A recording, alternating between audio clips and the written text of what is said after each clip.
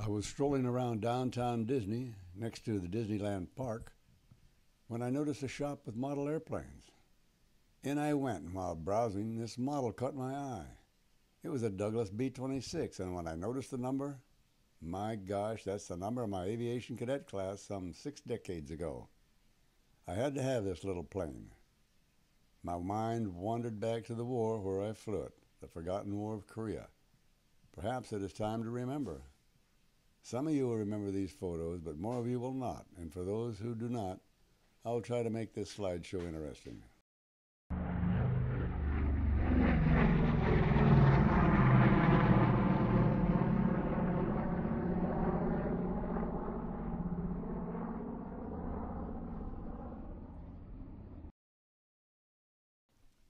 I love that sound. Now just look at this plane. Isn't she a beauty? This is a Douglas B-26, and in this photo the bomb bay doors are open. Of the many planes I have flown, this is my favorite. And this story is about this plane and its role in the Korean War. It began in April of 1950 when I decided to apply for the aviation cadet program of the Air Force. To my joy, I was accepted and signed to the aviation cadet class of 51C. This class number refers to the third class to graduate in 1951. The combination flight and officer training took 13 months, and I received my wings in May of 1951. It was probable that I would go to Korea, and my name is Don Kruger, and this is a slideshow depicting my combat tour during that war. Sometimes there's confusion about the B-26, but I flew the Douglas B-26, and what we're looking at here is a Martin B-26. It was used extensively in World War II, but dropped from service after the war. This is a Douglas B-26C, distinctive because of the glass nose. In the glass nose was the Norden bomb sight, and it was a crew station for the Navigator Bombardier. The B-26 was developed toward the end of World War II. It was originally the A-26, but the designation was changed when the Air Force was formed in 1948. We're looking here at a B-26B with the 8 guns installed in the nose. These are in addition to the 6 wing guns. The firepower was enormous. Also, the airplane had great speed, as it was 70 miles an hour faster than the North American B-25 or the Martin B-26. The following clip is of a high-speed flyby during an ordnance demonstration.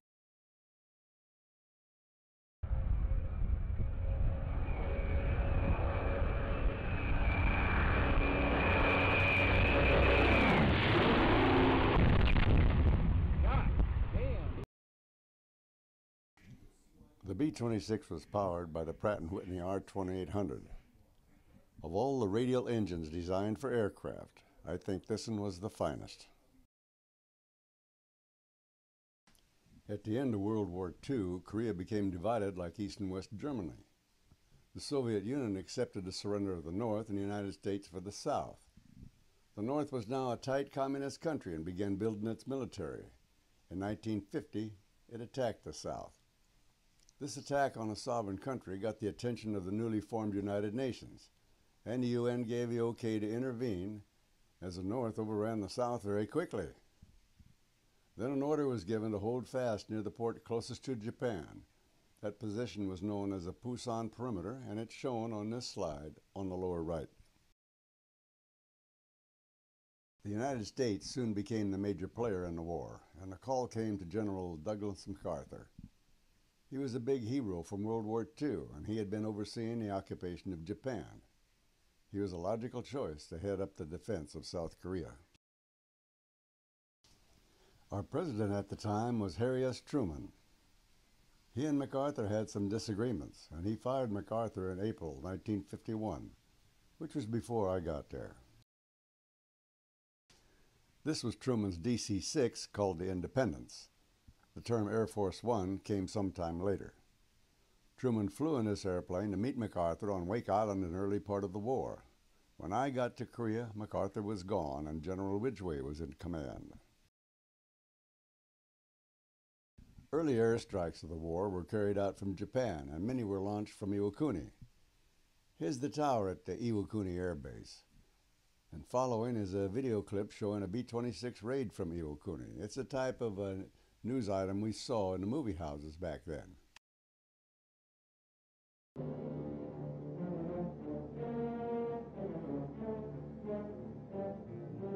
Iwakuni, Japan. A B-26 raid is in preparation during the week of 6 September. The B-26 is armed with 16 50-caliber machine guns. These guns are electrically operated, and a single gunner can bring many of them to bear on the same target at once. The B-26 can carry a 5,000-pound bomb load, or 5 of these 1,000-pounders. With these bombs, plus napalm, plus the heavy firepower of the machine guns, a B-26 flight is a formidable attacking unit. These planes have seen constant use in the Korean War, their targets ranging from strategic industrial areas in the north to tactical areas along the battle lines in the south. The B-26 is classified as a light bomber with a speed of more than 350 miles an hour. After their final briefing, crew members head for the field. This has become a familiar scene in United States air bases in Japan, from which B-26 sorties are flown on an around-the-clock schedule. These B-26 Douglas Invaders were formerly called A-26 bombers. They differ from the B-26 Martin Marauders used in World War II. The present B-26 is a very adaptable plane, which is often revamped for different purposes.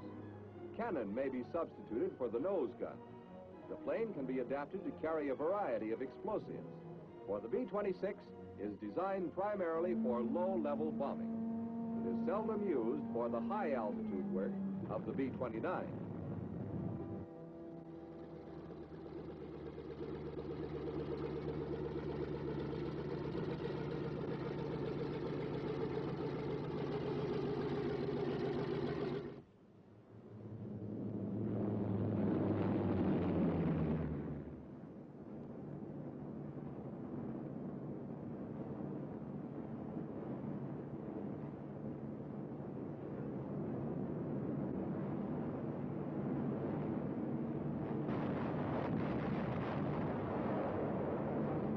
Targets are in the area of Seoul during the first week of September. The little flashes of light on the ground are tracers from the B-26 machine guns. Occasionally, enemy flak comes up at the plane. On 7 September, the U.S. Air Force flew 625 sorties in 24 hours.